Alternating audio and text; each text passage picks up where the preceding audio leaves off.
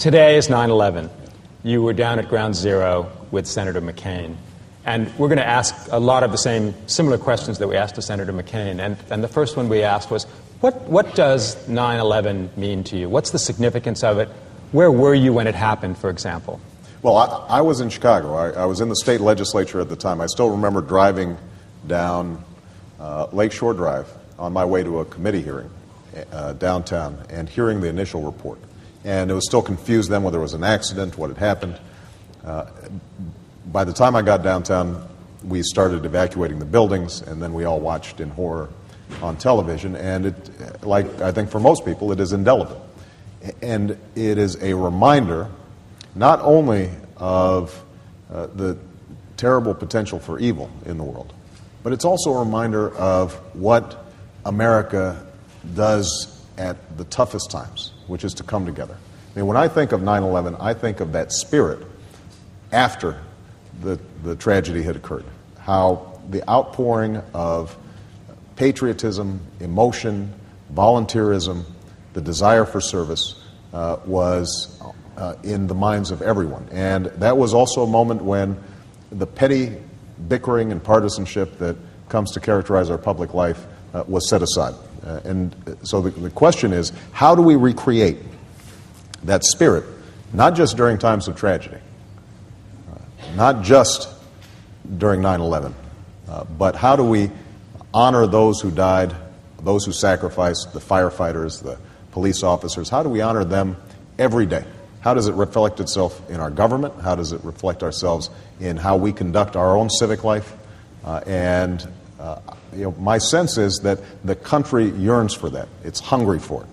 And what has been missing is a president and a White House that taps into that yearning in a serious way. Well, Senator McCain actually agreed with that a few minutes ago. He said that if he had been president, he would have used that opportunity to ask the country to serve, to ask people to serve. What's different about what you're saying? Well, I'm not sure there is anything different. What I know is that had I been president at the time, and I have to say the president did rally the nation in a speech at Ground Zero, and subsequently we went after those who had attacked us appropriately. But rather than tell the American people to shop, what I would have done is to say, now is the time for us to meet some great challenges. We've been tested, and yet we have survived, and we are going to be stronger than we were.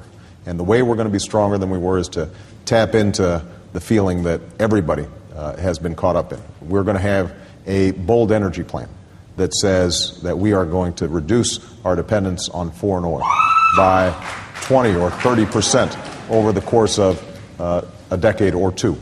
We are going to ask all citizens to participate in that process, not just government, but each and every one of us are going to make commitments in terms of increasing fuel efficiency in our cars and our homes, and the government is going to be in partnership with citizens to make that happen. We are going to tap into this desire when it comes to first responders. You know, one of the striking things as you travel around the country is the number of small towns and medium-sized towns that rely exclusively on volunteer firefighters. And think about what we could have done all across the country as part of a Homeland Security initiative to organize groups around the country that could serve in those common ways. And I would have asked very explicitly for young people to engage in community service and military service. I was listening earlier the discussion about who serves in our military. And I think that had the president very clearly said this is not just going to be a war of a few of us, this is going to be an effort that mobilizes all of us, I think we would have had a different result.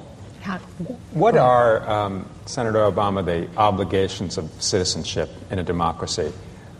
Basically, in America now, people vote, only about half of them, and they pay their taxes, and that's about where the bar is. What would you ask of people in what you call, I believe, active citizenship? How is that different than what we see now? America is the greatest country on earth, but it didn't just happen on its own. it's not a gift only, although it is a great blessing that we've received. It is also a responsibility. And part of what makes America work is the fact that we believe in individual responsibility and self-reliance, but we also believe in mutual responsibility, in neighborliness, in a sense that we are committed to something larger than ourselves. Now, that can express itself in a whole range of ways, but what has built this country is people sense through voluntary associations, but also through public service and government, that we have commitments that extend beyond our immediate self-interest, that aren't always motivated by profit, that aren't simply short-term, that we're thinking long-term to the next generation.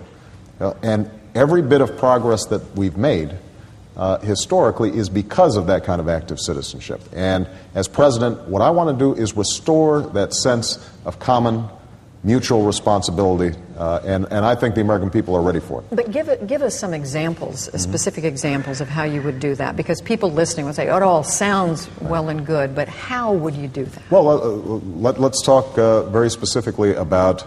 And we just have a minute left. Okay. Well, it'll carry over. But I put forward a very specific national service plan, and I'm glad to see that my dear friend, Senator Kennedy, as well as a fine Senator, Senator Hatch, have come together and taken many of the similar elements. They're going to be introducing it tomorrow. One way of making sure that we encourage this kind of citizenship is to start early, to make sure that our young people in high school have community service opportunities, making sure that our university students, in exchange for making college affordable, are giving something back, that they're working in underserved communities, that they are teaching, that they are working in hospitals that need help.